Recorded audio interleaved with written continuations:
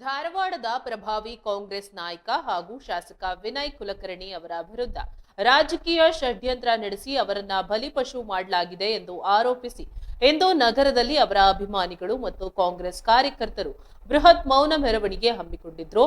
ಇಂದು ಮಧ್ಯಾಹ್ನ 12 ಗಂಟೆಗೆ ಧಾರವಾಡದ ಕಲಾಭವನದಿಂದ ಈ ಮೌನ ಮೆರವಣಿಗೆ ಆರಂಭಗೊಂಡಿತ್ತು.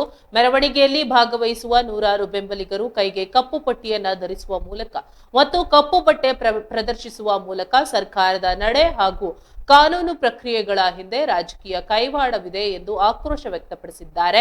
ಈಗಾಗಲೇ ಕಲಾಭವನದ ಆವರಣದಲ್ಲಿ ನೂರಾರು ಅಭಿಮಾನಿಗಳು ಮತ್ತು ಕಾರ್ಯಕರ್ತರು ಜಮಾಯಿಸಿದ್ದು ಮೆರವಣಿಗೆಗೆ ಸಜ್ಜಾಗಿದ್ರು. ಕಲಾಭವನದಿಂದ ಆರಂಭವಾದ ಈ ಮೌನ ಮೆರವಣಿಗೆಯು ನಗರದ ಪ್ರಮುಖ ರಸ್ತೆಗಳ ಮೂಲಕ ಸಾಗಿ ಕೆಸಿಸಿಸಿ ಬ್ಯಾಂಕ್ ವರೆಗೆ ತಲುಪಿದೆ.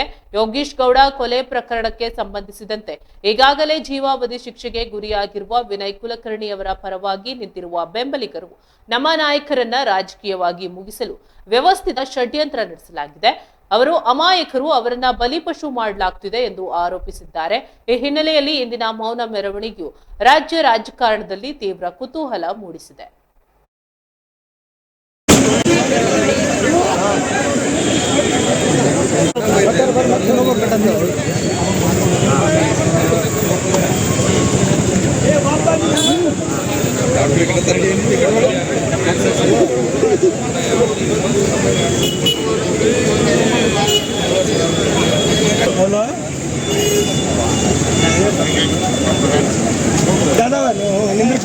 ನಿಂದ್ರಿ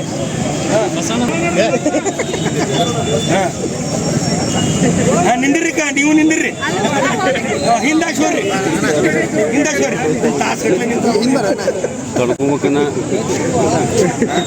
ನಿಮ್ ಕ್ಯಾಮ್ರಾ ನೋಡಿದ್ರೆ ಬಂದಿರ್ತದ ನಮ್ ಸ್ಟ್ರೈಕ್ ಹಾಳು ಹೋಗೋದ ಇಲ್ಲೇ.